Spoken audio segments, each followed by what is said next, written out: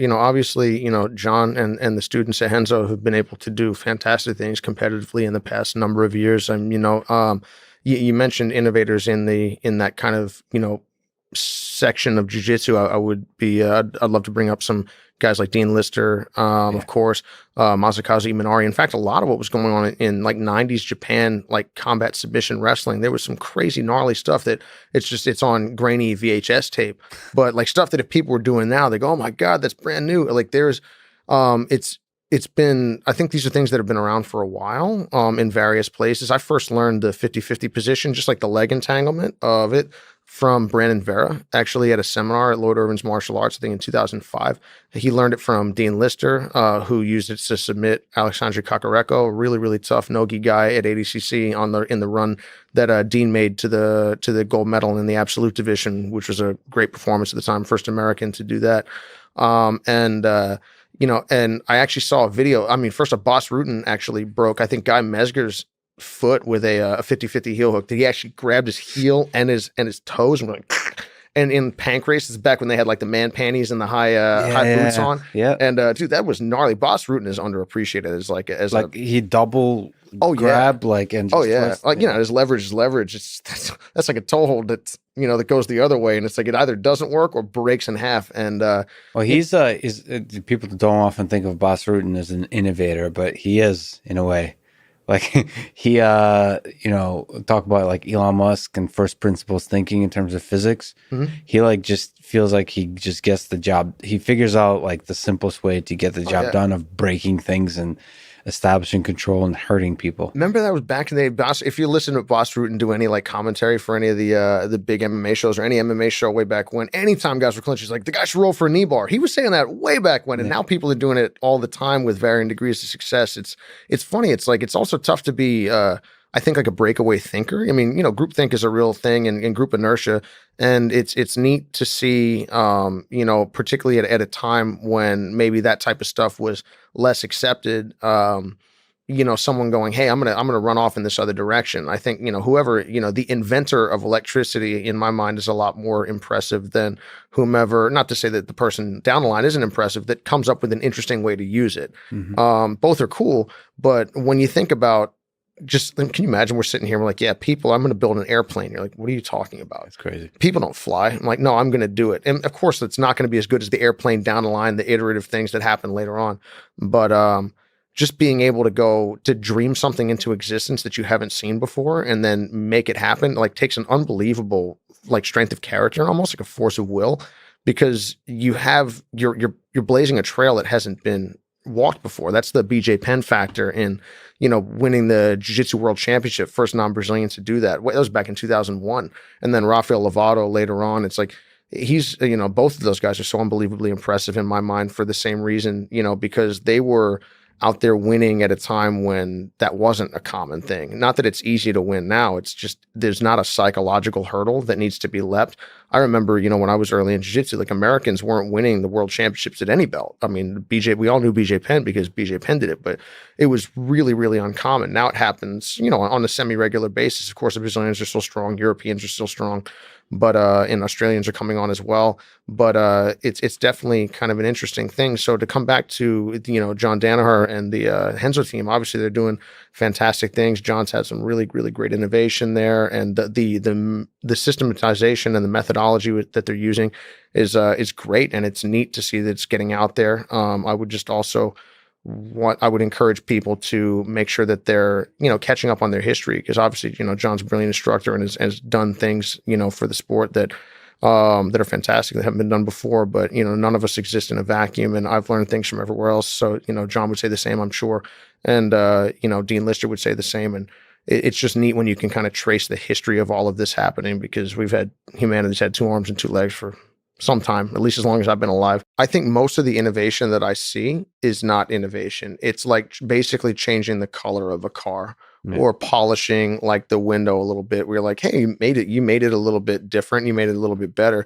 It's like, oh man, what if I did the same guard and then grab the lapel? I'm not saying that's bad, but you're not fundamentally changing anything. I think most of the big seismic shifts that we see in almost anything come from, Yeah. hey, that thing we thought was right was wrong, rather than not only is it right, it's even righter. And you're like, that's not wrong, that's not bad, but that's you're in, it's like, oh man, let's say for instance, I didn't make the triangle better, but let's say I made the triangle a little bit better than it was, or than it was taught.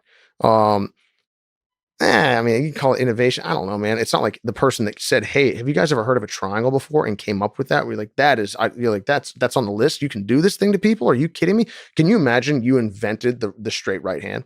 You'll be like One Punch Man. You can walk around and just lay low every single person you got into a fight with, because it didn't even occur to them to hit you with their backhand. In a world full of jabbers, you throw your backhand, you're gonna kill people. So basically, Well, but by the way, I mean, just to pause on that, first of all, somebody did invent the triangle, probably, right? for sure. It's not a trivial thing once you think, like, No.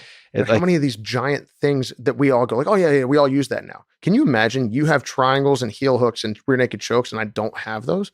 Mhm. You're borderline. I mean, like that's why we all experience every single one of this, particularly those of us. I mean, when did you first start training, Lex? 12, 13 years. Well, let's not count wrestling, but 13 years ago with jiu-jitsu. Right on. So let's say about that time where particularly it was still like kind of undergroundy, Yeah. you know, and you're like, hey, we all experienced being like a relative, like a mid-level white belt, and being able to easily beat up all our friends. Yeah. Because everyone wrestled all their buddies. And it was one of those ones where like they don't have weapons to end the fight. Mhm. You have weapons to end the fight. That's that's such a crazy, asymmetric advantage that if you lose, it's on you now, man. Like you get, like you had the next time, it's like, I've got this rifle and you have nothing, and I decide to put it on my back and then run over and try to karate chop. You're like, okay, next time, just make sure you use the rifle, bud. I'm like, oh yeah, I should do that. So yeah, it's kind of fascinating I mean, everything you're describing there's a fascinating tension between, like, whenever I show people for the first time what a triangle is, just like regular people, it's like they're discovering, is like, oh, okay, that's interesting. I mean, MMA has changed that, but people haven't watched MMA. That's an interesting move. It doesn't make sense why that would be a choke. And they kind of quickly accept that that's a thing, and they accept the basics without questioning, wait a minute, what's actually being choked? How is it that a shoulder of a person can do the choking? Like, I'm not sure I fully question the fundamentals of all of that. Like, I claim I have either. What exactly is the blood supply that's being cut off? Like, what is the anatomy and the physiology of all of that? Why does this work? And if you understood all that, what else could we do here? Yeah, what else can we do here? That's the really important thing. But if I'm an end user, which almost everyone is of almost anything, I'm serious. Where I'm like, I think about stuff in my life. The only things I really think about are like martial arts and martial arts strategy, and like, I don't know, some other couple other things, but not much. And anything else in my life is borderline unexamined. And I like to think that if I put a lot of effort into something, I'd like to think that I could figure at least some things out about it. But I figured out almost nothing about anything in my life because I haven't even looked. And, if you're an end user, what are you capable of versus you can literally alter the source code. You are Neo in the freaking Matrix if you can alter the code and I can't. And it's like, we think, but imagine you are a world-class anything, or even not even world-class, forget it. Like a purple belt compared to a white belt or compared to a no belt might as well be John Jones or Marcelo Garcia. You're going to beat them up comparably bad. So it's, that actually is a common thing where people can't tell the difference between levels. They're like, oh man, I've trained with my black belt instructor. How much better could so-and-so be? And like, so much better, you're going to have a hard time wrapping your head around it. I remember when I first trained with Marcelo Garcia in 2007, I was a decent purple belt. And of course, he mollywopped me very gently. And then trained with him again in 2008. I was definitely better. I won the gi and no gi worlds that year at purple belt. So definitely, for the record, I'm definitely not a jiu-jitsu world champion. I wanted the purple belt, but like that's not the same at winning a black belt. And tough accomplishment, but not in the same thing at all. But anyway, I was definitely better. He beat me up just the same. I'm like, okay. 2009, I was a lot better. Got a medal at ADCC that time. Won the trials, crushed everybody. Like submitted everybody. Like bop. Trained with Marcelo Garcia. It was worse. And 2010, trained with Marcelo Garcia. Same. So the idea was, I wouldn't be able to tell you the difference, and the outcome difference was the same in all of these rounds. I was significantly more experienced and more adept each time that this occurred. But it was like, how many number of times did this person submit you or pass your guard in the round? I'm like, I don't know, probably like, let's say 5 each one, because it's a brief period of time. And let's say it was 3-on-1, 6-on-1. I'm like, whatever. It's comparable. It's 6 1/2 dozen. Would I be able to easily tell the difference? No, I would just say I know in concept that he's way better. Yeah. So much better, but there's plenty of other people that could have beaten me just as bad as Marcelo did when I was a purple belt or when I was a brown belt. Then maybe I would watch Marcelo walk through like they're borderline not there.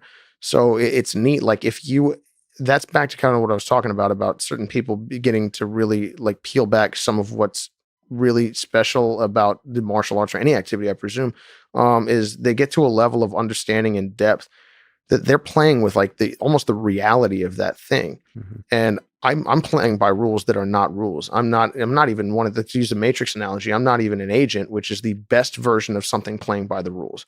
Yes. I'm like one of the regular people or one of the regular people that got out of the Matrix. So I'm like, oh, I'm cool. But when I fight an agent, I lose.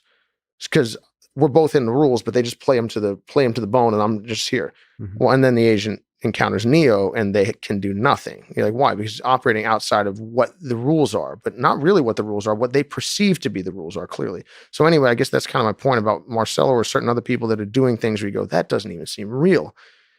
It doesn't seem real to me because I don't understand what's going on. And I guess if we can get down to base assumptions, like if we can constantly strip away. Let's say we always thought that turning left was correct, and it turns out that turning right was correct. You change your life. Yeah. It's what is it? Socrates said the unexamined life is not worth living.